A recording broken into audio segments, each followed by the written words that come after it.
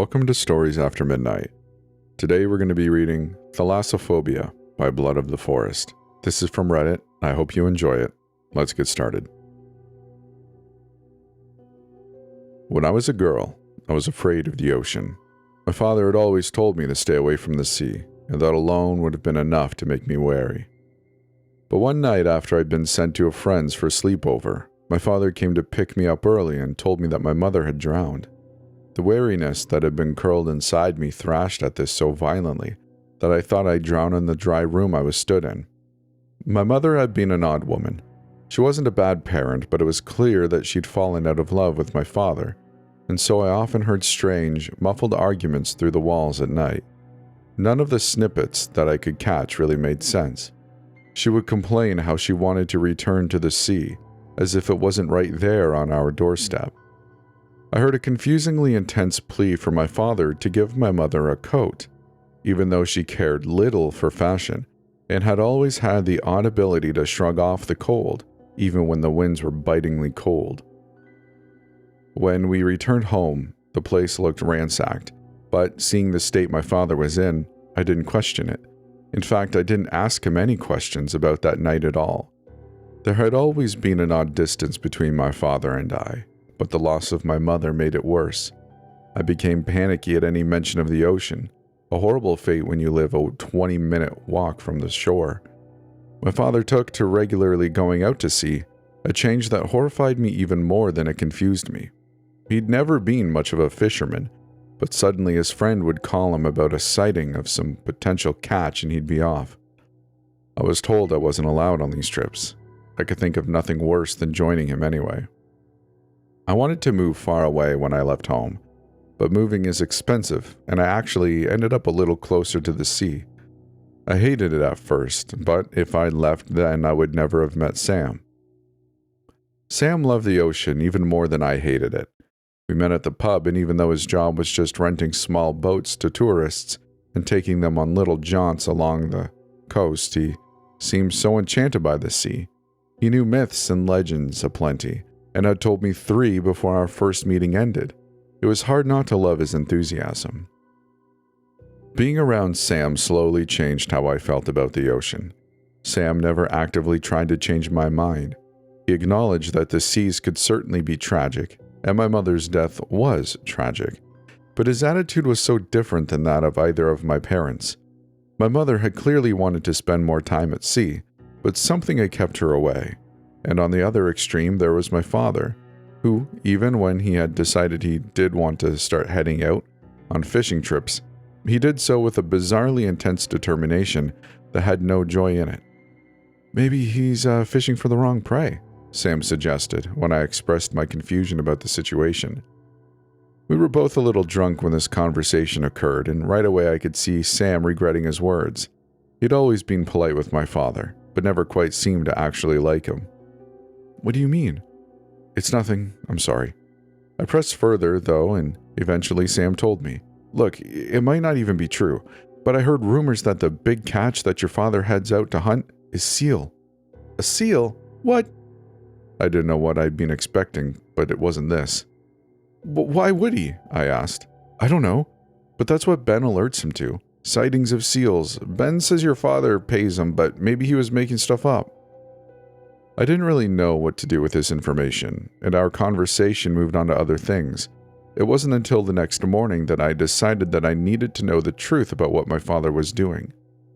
Ben confirmed the seal story when I found him in the pub a few nights later. He had no answers as to why my father would possibly want to hunt for seals, but he had no reason to lie to me either. More importantly, he was more than happy to offer the exact same seal alerting service to me as he did my father, just as long as I was equally willing to pay. Later that night, I asked Sam to teach me how to use one of his boats. He was surprised, but more than happy to take me out after work the next day. I told him, almost truthfully, that I wanted to try to get rid of my fear of the open water. I was shaking the next day, but even when Sam asked if I wanted to change my mind, I pushed forwards. The first session was only 10 minutes long, and I returned to the shore dizzy with fear, but asking if I could go out again sometime. The first text I got from Ben, I couldn't do anything about, because all of the little boats were currently being rented, The second I was at work for and didn't even see until hours later. The third time was a charm, though, and I borrowed keys for one of the boats and headed out towards the cold, dark sea.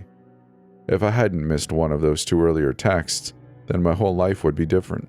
But instead, I took the boat out in the direction that Ben recommended, and soon enough I saw another boat in front of me. The sound of the shot alarmed me. I hadn't really thought about how my father would be hunting a seal, but I suppose I'd assumed he'd be using a net. As he pulled the seal's corpse onto his boat, I got closer until I was close enough to see the knife in his hand, carving away at the creature he'd hunted. I screamed. My father hadn't noticed me until the scream.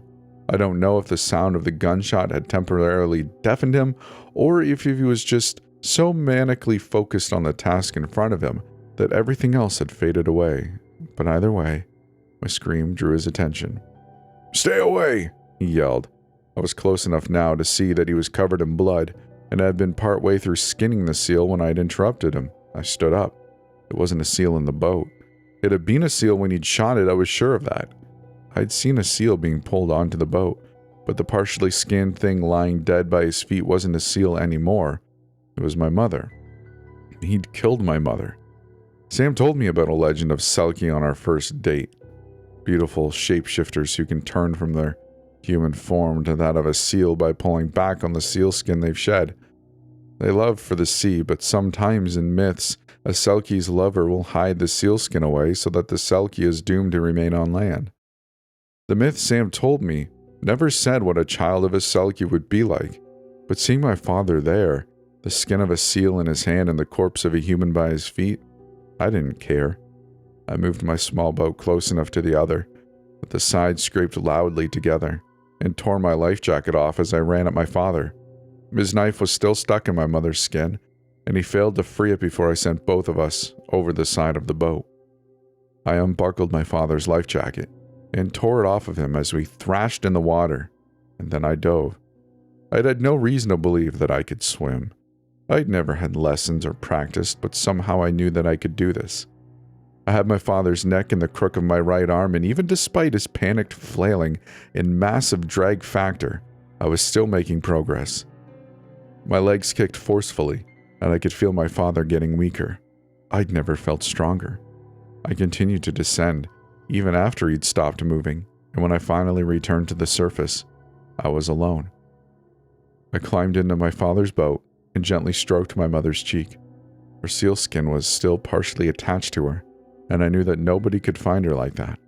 But the taste of bile behind my teeth, I held the knife that was still stuck in her and cut the coat loose. I couldn't bring her back with me, but that was okay. Burying her on land would have felt like a betrayal, knowing what I know now. We weren't too close to the shore, and it was well and truly dark now. Nobody would come looking for my father until tomorrow, at the earliest, and when they did, what would they find? The seas are dangerous after all, and sometimes people get hurt. It could be a problem that Ben knew that he texted us both about the seal the night before my father's death. But I wasn't sure he'd say anything. Even if he did, hunting seals can be dangerous. An accident would be a far more believable narrative than an unarmed woman who'd barely been to sea, successfully finding and killing someone like my father.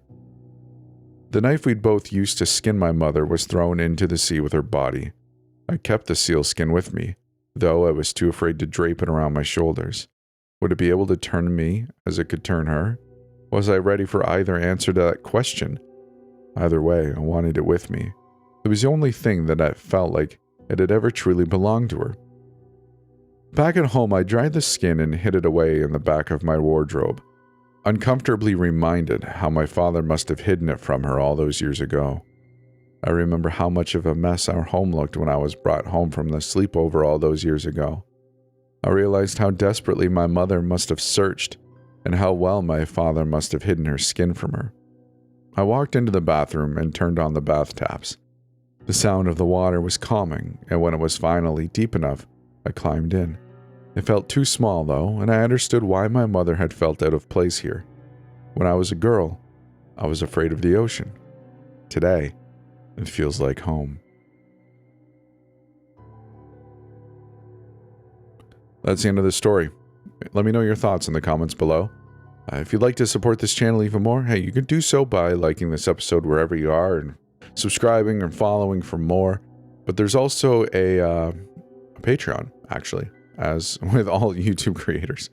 So if you want to support the channel, you can do so there as well. And join the Discord if you'd like to talk to us and hang out. But hey, it's not a big deal. It's really low key. So I appreciate you for being here. Thank you for stopping by and choosing this story to listen to. We'll see you in the next one.